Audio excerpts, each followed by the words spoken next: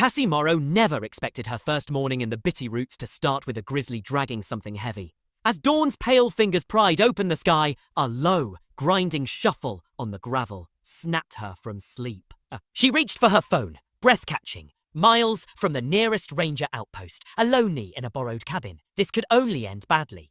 When the huge bear stopped, jaws working at a canvas bag, Cassie dropped the phone, heart pounding so hard it nearly vaulted from her chest. What emerged would melt her heart and leave her in tears. Alone in the woods after years teaching in Spokane, Cassie had traded city life for solitude, determined finally to write the memoir she'd feared. A friend's cabin, tucked among tall ponderosas, felt like a retreat carved from memory and wind. Tiggan. She had never seen a bear up close until that morning. Sunlight brushed the pines when the dragging began, a slow, deliberate rumble shattering the silence. Cassie's mind flicked through possibilities. Poacher, trapped deer, until she saw her. A massive female grizzly, dusted in earth and pine sap, shoulders scarred like battle wounds, gripped a torn canvas duffel in her jaws. The bag looked stolen, ripped and filthy, a hiker's gear hauled for reasons Cassie couldn't yet guess. The bear's ears twitched, her breathing was heavy, measured, almost human. Cassie watched, frozen as the bear paused, arms and paws refusing to rest, mid-grunt.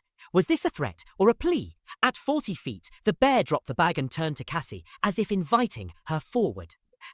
Curiosity eclipsed fear. She stepped onto the porch, bare feet pressing cold wood, every breath burning her throat. The bag shuddered. Something inside did not belong to empty canvas. She edged closer, hand trembling on the doorframe, until her gaze met two blinking cub eyes, brown and terrified. He was so small he could have fit in her coat pocket, yet his ribs showed through dirt-crusted fur. Cassie sank to her knees, tears blurring her vision. Behind her, the mother bear sat at the edge of the trees, massive and still, watching. A low rumble vibrated through Cassie's ribs. Not a growl, but a deep, resonant vibration that spoke of warning and gratitude entwined. A silent agreement passed between them. This was no attack. This was a request. With heart hammering, Cassie whispered, "I'm not going to hurt you, little one, I swear." She wrapped him in an old towel, scooping him into an apple crate lined with pay blankets. His tiny paws trembled. The crate rattled with each gasp of his lungs. The mother bear remained unseen but unmistakably present, a silent guardian. Back inside, Cassie laid the cub on a heating pad, placed a bowl of water nearby, and left the door unlocked, a promise to the woods that she would not betray trust. At sunrise, Cassie found giant paw prints circling the porch boards twice, then fading into the forest. No crashing branches, no alarms, just presence. She set fresh water outside, and each day she left bowls of apple and rice, watching them vanish, carried into the trees by unseen paws. By unseen paws. Sometimes she'd find a tuft of fur on a nearby pine, the only signature of the bear's watch. Cassie understood. Someone was still there, keeping vigil. Days passed in gentle routine. Cassie cleaned the cub's bruised flank and paw cut with a warm cloth, humming softly so he could feel her heartbeat through the silence. His breathing grew steadier, his belly rounded with each generous meal.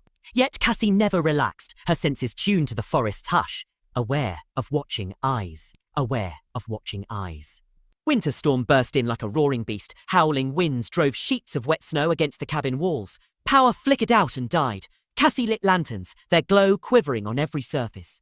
Outside, the world became an endless white canvas, shapeless and silent. She sat beside the cub, brushing his head with a warm cloth, humming lullabies. Seconds ticked into minutes. A soft thump came at the door, no claws, no growl, only weight against wood. Heart in her throat, Cassie opened the door an inch to reveal the mother bear, soaked in sleet, fur matted with ice. She stood like a statue, eyes fixed not on Cassie, but on her cub inside. No threat, just acknowledgement. The cub stirred, looked up, recognition shining between them. In the hush, the mother placed one paw gently on the porch boards, bowed her head, then melted into the snow. Cassie closed the door, tears slipping, unbidden, proof of bond deeper than fear. Spring whispered, into those mountains, early. Icicles dripped from the pines. The trail melted back to moss. The cub, now stronger, followed Cassie through the rooms, breath fogging glass as he padded at the door each dawn. She named him Ash, after the fire that almost consumed him, and the spark of hope she found in his eyes. When Ash could walk on his own, Cassie packed snacks and water into a backpack and set off for the old ranger station 6 miles away. The forest welcomed them with birdsong and soft sunlight. Ash's paw taps inside the bag felt like a promise. Around mile 2, Cassie froze in a clearing. There, curled half in snow, lay the mother bear, motionless, peaceful. No wounds marred her form. She had given all she could to deliver her cub to safety. Tears blurred Cassie's eyes as she knelt beside the mother. Ash clambered out, padded to her side, nudged her shoulder with his nose, then curled beside her chest. In that moment, understanding washed over Cassie. The journey was complete. The mother had died holding faith in a human's kindness. And Ash had made it through. They found the ranger shack by late afternoon, thin smoke curling from its chimney. Cassie, tears still wet on her cheeks, pounded the door until Doug, grey-bearded and weary-eyed, let her in. Over steaming tea, she told him every detail. The dragging bag, the trembling cub, the silent mother, the storm visit. Doug listened without interruption. When she finished, he asked, "Why didn't you stay on your porch?" "I already did my part," Cassie whispered, looking at Ash curled by her boots. "His mother chose me, and I chose him right back." Doug nodded, radioed wildlife agents. They arrived swift and silent. Speaking of rehab, transitional housing, state custody. When they reached for Ash, Cassie placed a hand on his back. "You're missing what matters," she said softly. "He wasn't abandoned. His mother brought him here, entrusted him.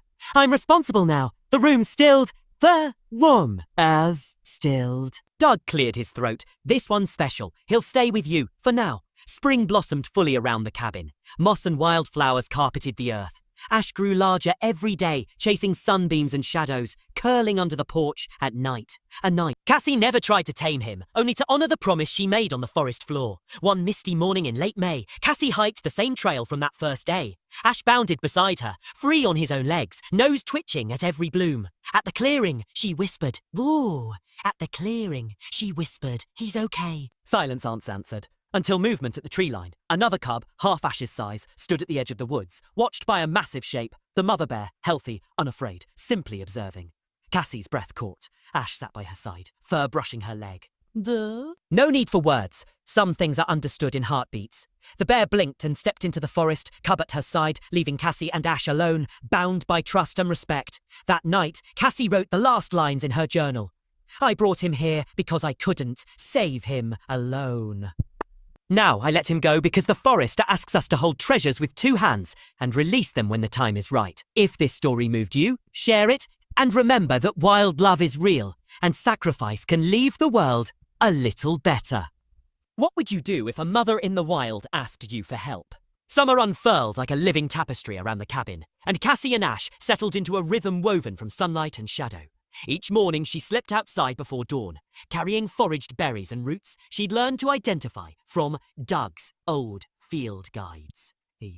Ash would tiptoe beside her, the same hush in his steps she'd first seen in his mother, pausing when he caught a familiar scent, sniffing the cool air with bright eyes.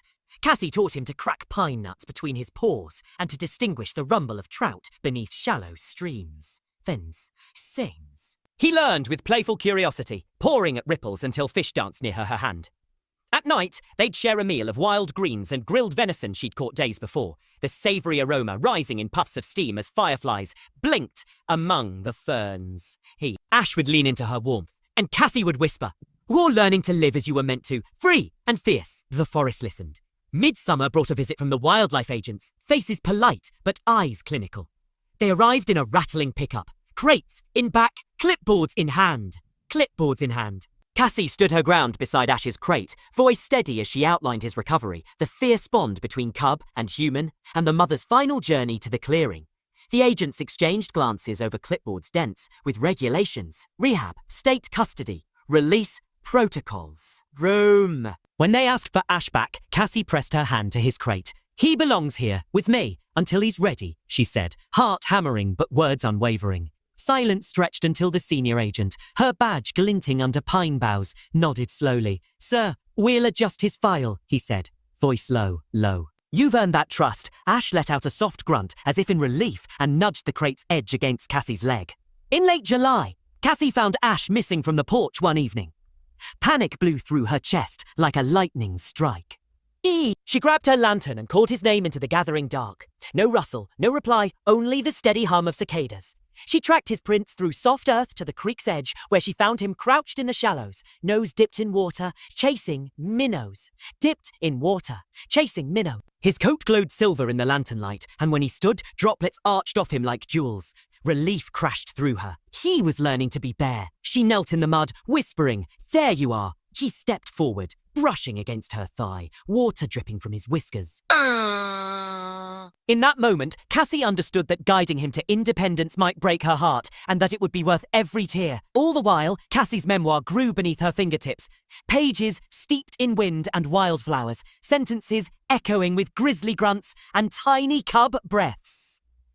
She wrote of fear, transforming into trust, of a mother's sacrifice, etched in snow and blood, of human hands, cradling what once was feral.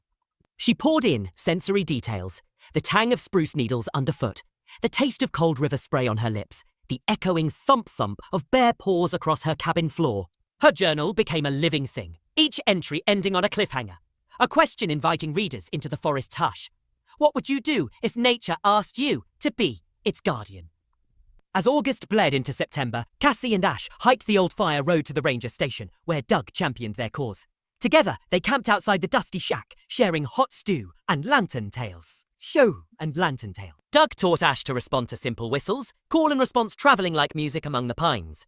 Ash's growl softened into a playful huff when he succeeded, his eyes shining with pride. Visitors, rangers on patrol, biologists on surveys, came curious, and Ash would lumber forward, sniff their boots, then retreat behind Cassie, a silent ambassador of wild trust. She'd watch their faces as soften, knowing that Ash was teaching them too. That respect can bridge worlds. By early October, the maples flared crimson and gold, and Cassie felt the pull of forest seasons turning. She loaded Ash into a specially fitted crate strapped to Doug's truck, bags of oats, dried meat, and a soft blanket tucked inside. The destination was a remote release site near the river valley where his mother had once roamed. Cassie pressed her hand to the crate as the engine rumbled. "I'll see you soon," she whispered, breath trembling. Ash pressed his nose to the crate's mesh, meeting her gaze with unspoken calm. The truck pulled away, leaving Cassie in a swirl of fallen leaves and anticipation, her heart both heavy and proud. At the river's edge, where mist curled over glassy water, Cassie knelt before Ash's crate one last time. He nosed the door until it swung open, then stepped out, paws sinking into damp moss. He looked back at her, ears pricked, coat gleaming as if lit from within. Cassie knelt, arms wide. Ash bounded forward, paused, then launched himself into her embrace, pressing tight before turning toward the forest's edge. He paused again, sun slanting across his back, then disappeared into amber shadows, the river's song swelling behind him. Cassie stood, breathless, as the world held its silence. Winter descended slow and soft. Cassie often trekked the old trails, pausing at the clearing where the mother had lain and where Ash had first learned to trust. She left small offerings, berries, pine cones, tokens of remembrance. One frosty morning, she heard a familiar grunt from the pines. Ash emerged, coat thick and glossy, eyes bright with recognition. Behind him trudged a younger cub, his half-sibling, born in the wild since his return. The two bears padded forward, sniffed at Cassie's outstretched hand, then turned and melted into the morning mist together. Cassie inhaled the crisp air, tears welling, but warmth flooding her chest. She knew without question that love given freely shapes more than one life. It ripples outward through forest and human heart alike. As the sun crowned the frost-laden pines, she whispered to the woods, "A thank you for trusting me." And in the hush that followed, she heard the faint rumble of gratitude echo back. If this tale stirs something wild inside you, share it, and remember, sometimes the greatest act of love is to hold on, and sometimes to let go. What would you risk to answer nature's call?